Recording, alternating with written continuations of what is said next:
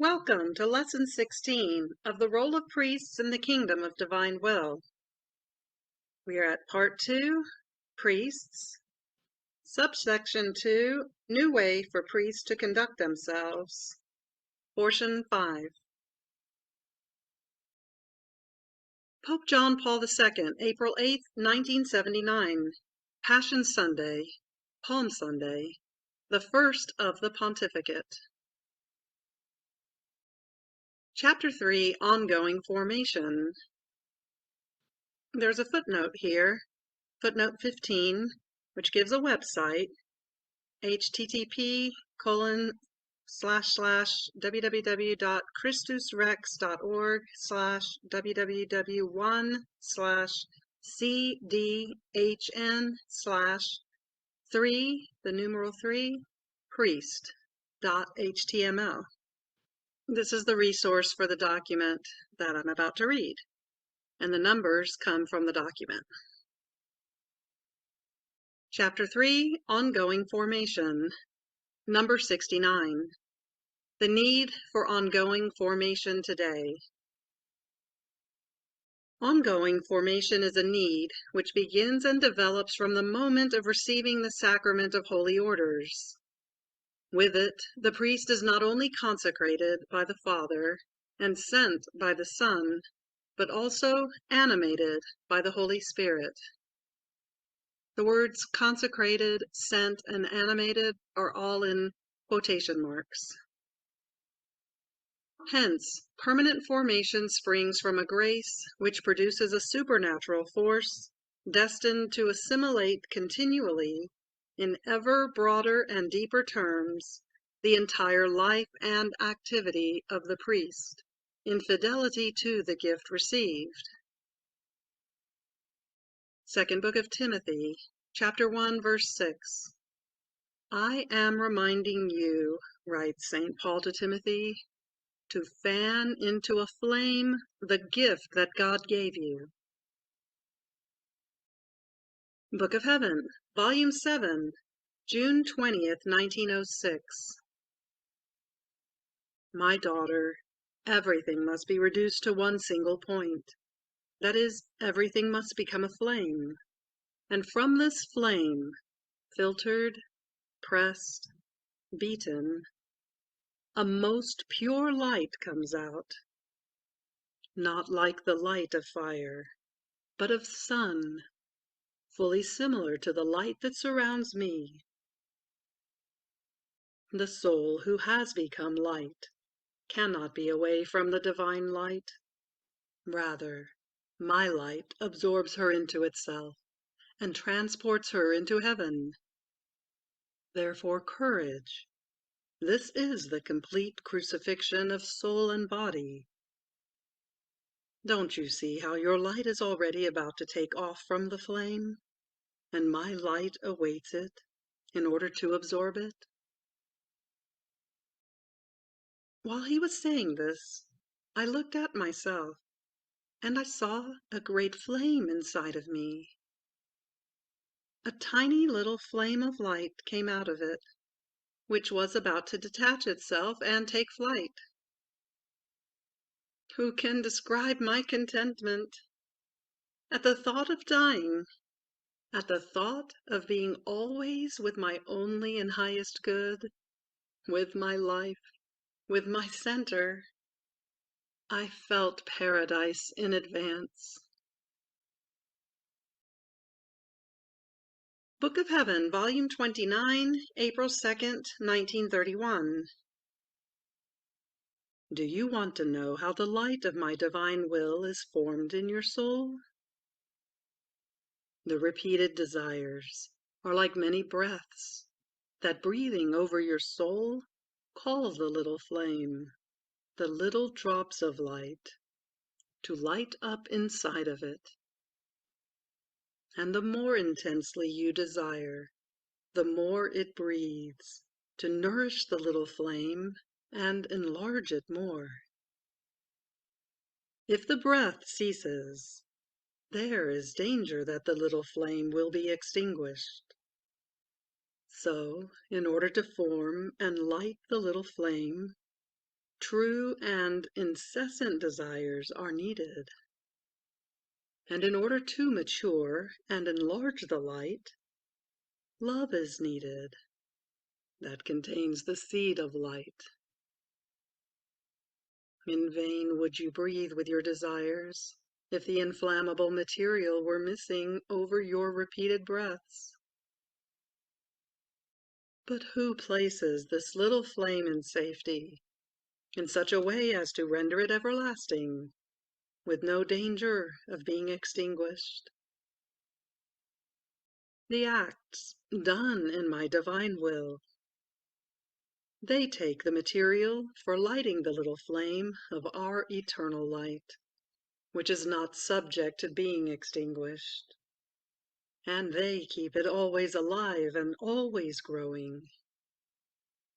And the human will, before this light, eclipses itself and becomes blind. And seeing itself blind, it no longer feels the right to act, and it gives peace to the poor creature. Therefore, do not fear. I myself will help you to breathe. We will breathe together, so the little flame will be more beautiful and more refulgent. This necessity is intrinsic to the divine gift itself, which is continually vivified, so that the priest may adequately respond to his vocation. As a man situated in history, he needs to perfect himself in all the aspects of his human and spiritual existence, in order to attain that conformity with Christ, the unifying principle of all things. Rapid and widespread transformations, and a secularized social fabric typical of the contemporary world, are what make unavoidable the priest's duty of being adequately prepared, so that he not lose his own identity, and so that he might respond to the demands of the new evangelization. Book of Heaven, Volume 24, August 23rd, 1928. The truths about my fiat are the new gospel of the kingdom of my divine will, in which they will find the norms, the sun, the teachings on how to ennoble themselves, elevate themselves to their origin, and take the state given to them by God at the beginning of creation. They will find the gospel that, taking them by the hand, will lead them into true happiness, into constant peace.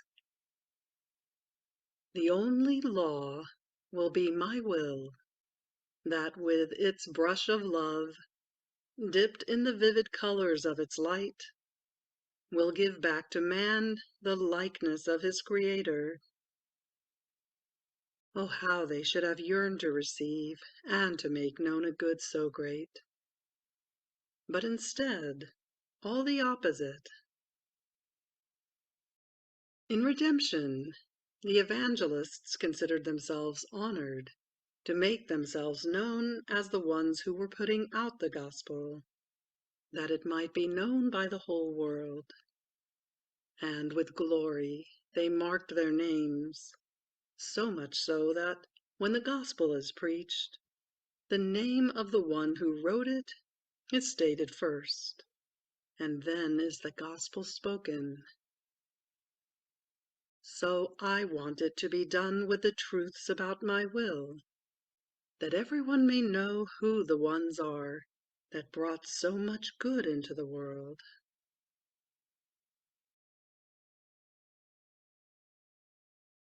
To this grave duty corresponds the specific right of the faithful, who feel the effects of priest's solid formation and sanctity in a definite way. Number 70. A continuous task. The spiritual life of the priest and his pastoral ministry go hand in hand with that ongoing personal formation to deepen and harmonize the human, spiritual, intellectual, and pastoral aspects of his formation.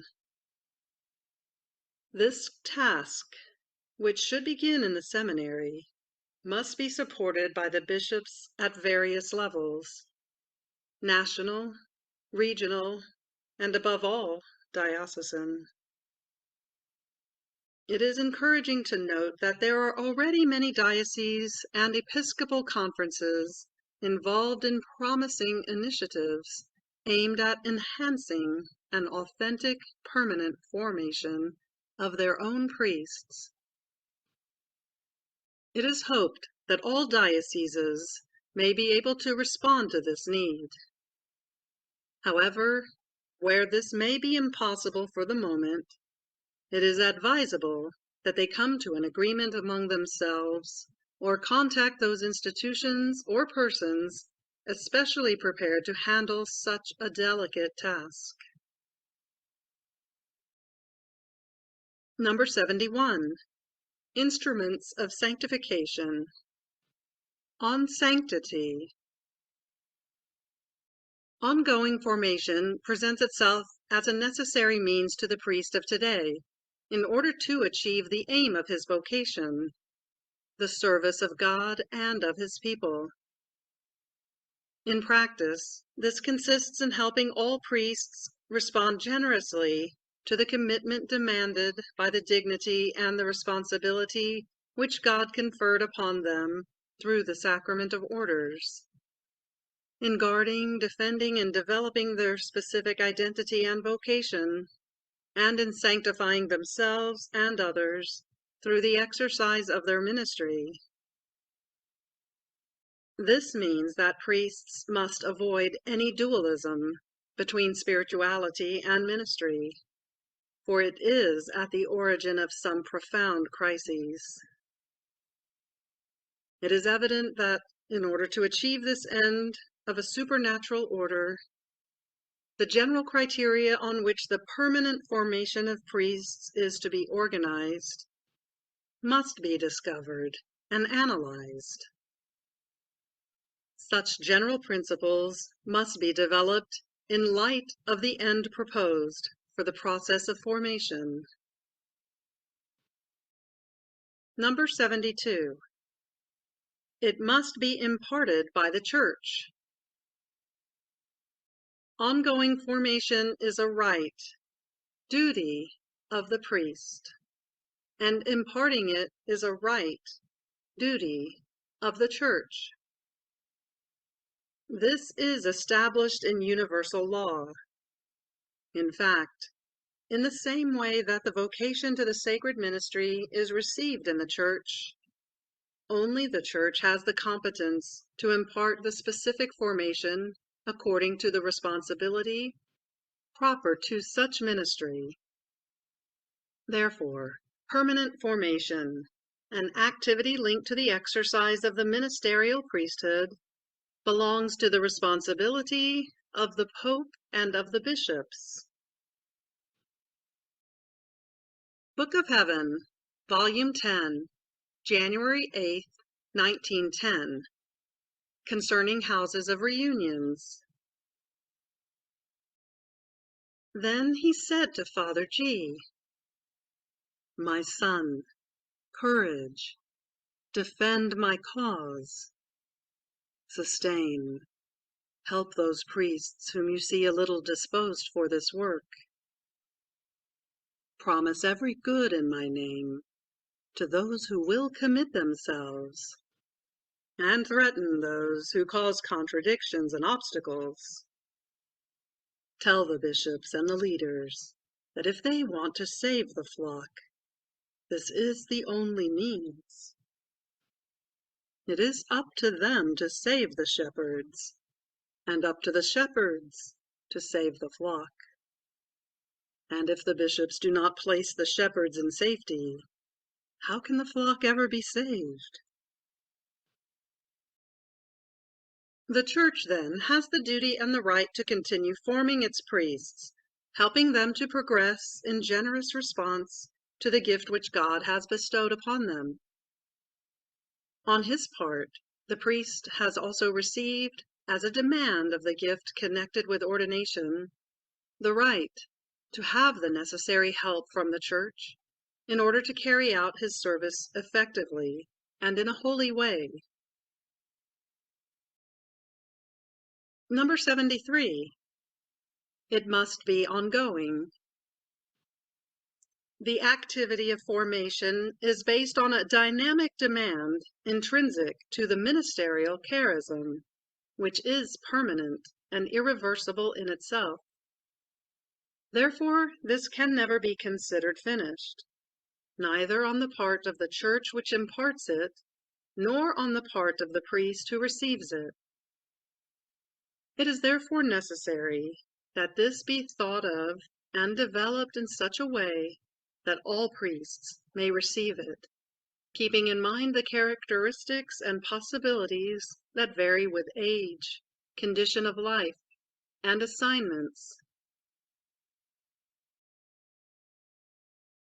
Number 74. It must be complete. Such a formation must cover and harmonize all the dimensions of the formation of priests.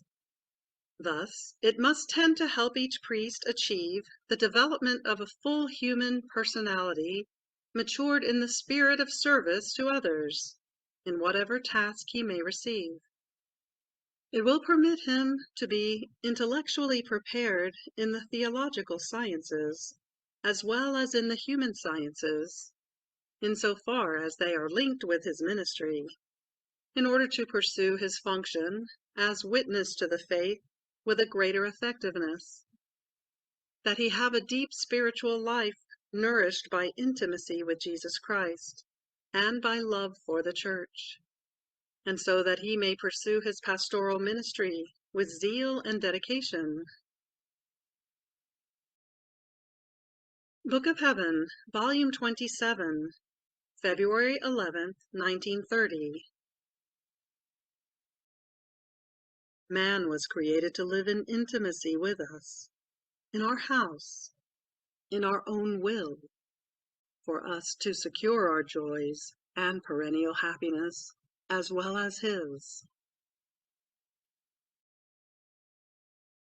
In practice, such formation must be complete: spiritual, pastoral, human, intellectual, systematic, and personalized. Number 75. Human formation. This formation is extremely important in today's world, as it always has been. The priest must never forget that he is a man chosen among men, to be at the service of men. To sanctify himself and carry out his priestly mission, he must present himself with an abundance of human virtues, which render him worthy of esteem by those around him. In particular, he must practice goodness of heart, patience, kindness, strength of soul, love for justice, even-mindedness, truthfulness to his word, coherence in the duties freely assumed, and so forth.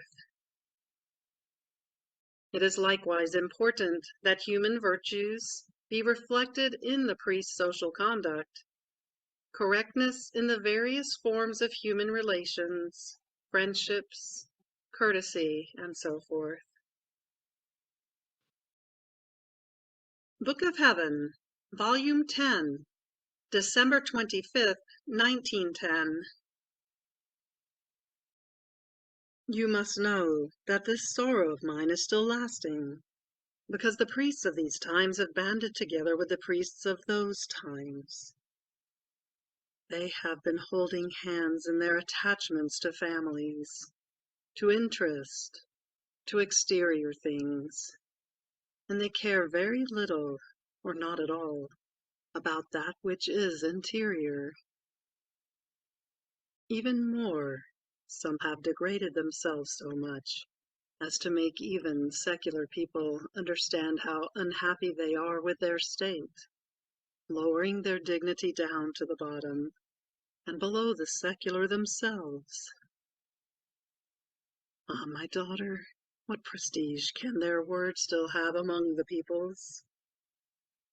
Even more, because of them, the peoples keep deteriorating in the faith and into abysses of worse evils, groping their way in darkness, because they see no more light in priests.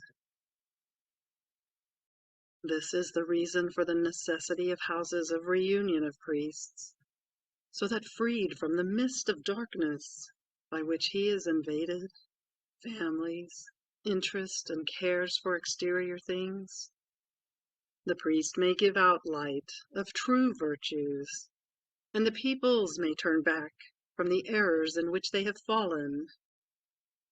These reunions are so necessary that every time the Church has reached the bottom, this has almost always been the means in order to make her rise again, more beautiful and majestic. Here ends Lesson 16 of the Role of Priests in the Kingdom of the Divine Will, Part 2, Priests. Subsection 2, New Way for Priests to Conduct Themselves. Portion 5. Fiat.